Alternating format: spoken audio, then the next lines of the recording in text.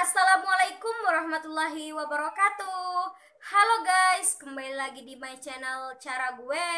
Tapi sebelum kalian menonton video ini, jangan lupa untuk di like, comment, subscribe, and share kepada yang lainnya, oke?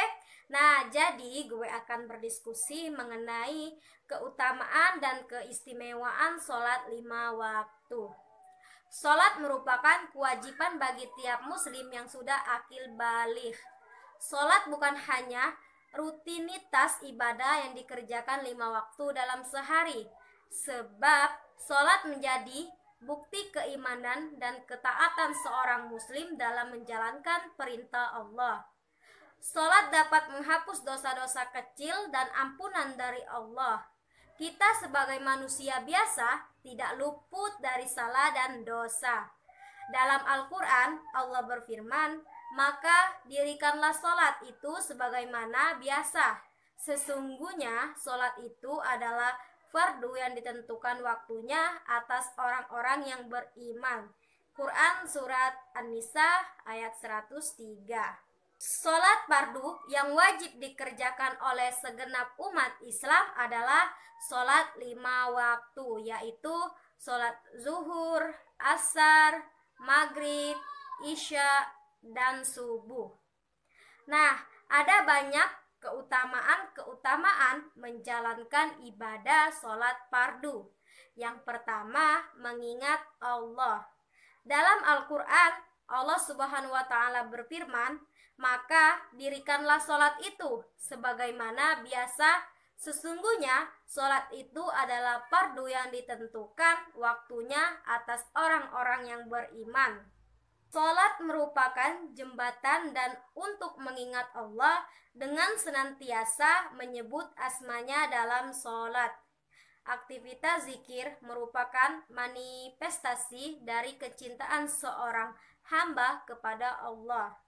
Karena barang siapa yang mencintai kekasihnya, maka otomatis dia akan banyak menyebut nama kekasihnya tersebut. Begitu pula orang-orang beriman yang sangat cinta kepada Allah, karena dia tahu hanya Allah yang zat yang pantas dicintai. Dengan mendalami ilmunya, maka semakin dalam keimanannya dan semakin besar pula rasa cintanya kepada Allah. Seiring dengan itu, semakin banyak pula dia berzikir menyebut asma sang kekasih sejati. Yang kedua, menjadi penolong.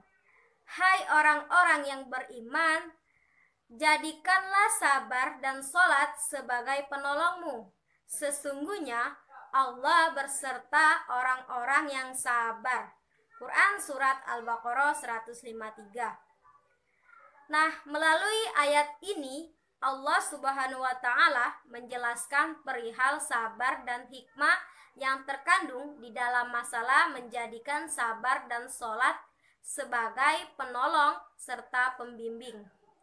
Karena sesungguhnya seorang hamba itu ada kalanya berada dalam kenikmatan, lalu ia mensyukurinya, atau berada dalam cobaan, lalu ia bersabar menanggungnya.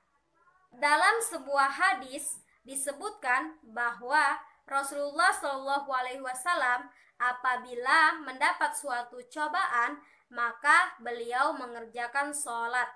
Sebab itu ada dua macam, yaitu sholat dalam meninggalkan hal-hal yang diharamkan dan dosa-dosa, serta sabar dalam mengerjakan ketaatan dan amal-amal takarub.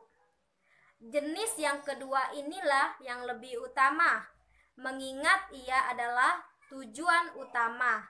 Adapun jenis sabar lainnya yaitu sabar dalam menanggung berbagai macam musibah dan cobaan. Jenis ini pun hukumnya wajib. Perihalnya sama dengan istighfar, menolong ampun dari segala macam celah. Yang ketiga, mencegah perbuatan keji dan munkar. Sholat adalah Ibadah yang sudah diketahui diawali dengan takbir dan ditutup dengan salam. Sholat adalah rukun Islam yang sangat ditekankan setelah 2 kalimat syahadat. Di antara manfaat sholat adalah dapat mencegah dari perbuatan keji dan mungkar.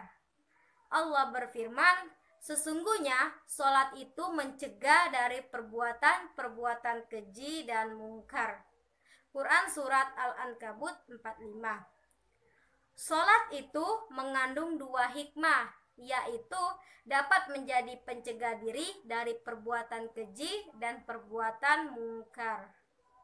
Maksudnya, dapat menjadi pengekang diri dari kebiasaan melakukan kedua perbuatan tersebut dan mendorong pelakunya dapat menghindarinya. Di dalam sebuah hadis melalui riwayat Imran dan Ibnu Abbas secara marfu telah disebutkan, barang siapa yang sholatnya masih belum dapat mencegah dirinya dari mengerjakan perbuatan keji dan mungkar, maka tiada lain ia makin bertambah jauh dari Allah. Yang keempat, menghapus dosa. Dan dirikanlah sholat itu pada kedua tepi siang, pagi, dan petang, dan pada bahagia permulaan daripada malam. Sesungguhnya perbuatan-perbuatan yang baik itu menghapuskan dosa.